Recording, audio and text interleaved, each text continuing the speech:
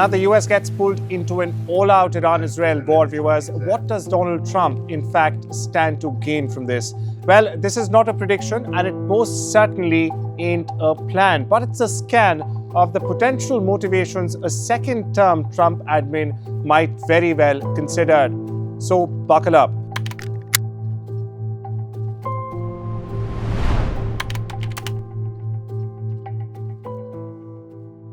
For starters, Trump could see this as a change to remind the world and his voter base, importantly, that America doesn't just talk, but it also walks the walk. After years of people saying US power is in fact fading, Trump might very well try to flip the script.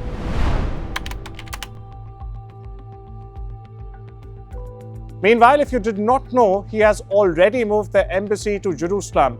He might see backing Israel in a crisis as locking in his rep as one of the strongest allies ever.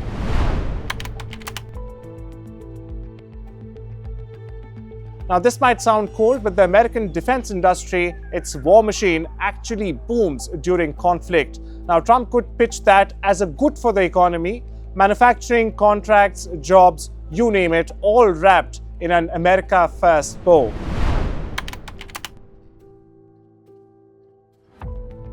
And he's not shy about using pressure. We've already seen multiple examples, including the tariff meltdown. Trump might believe that flexing military power gets Iran back to the negotiation table, and this time on his terms and not Obama's.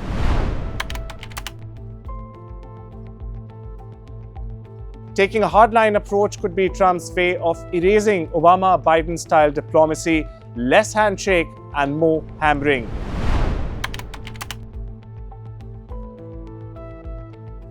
For many evangelicals, meanwhile, Israel isn't just an ally. It's a part of the divine prophecy, a wartime defense of Israel. Well, that could energize a key part of Trump's voter base. Take Republican Governor Ted Cruz's recent interview with Tucker Carlson, for example.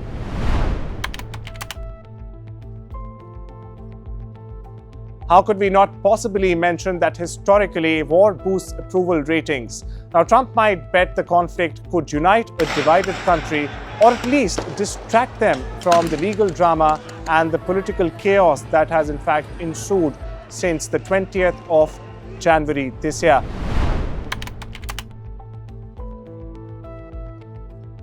Furthermore, if Trump takes bold action in the Middle East, it might not just be about Iran. It could very well be a signal to China, Russia, and even North Korea.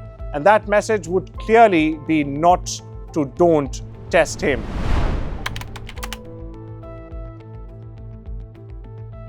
Now, we know Trump has never been a fan of how NATO works. A conflict might just give him the excuse to demand more from the allies or to even threaten to walk unless they step up.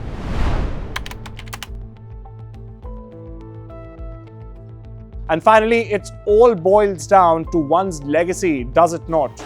Now, Trump wants to be more than just the guy who shook up politics. If he can claim strong hand in reshaping the Middle East, that's legacy building on a global scale, viewers.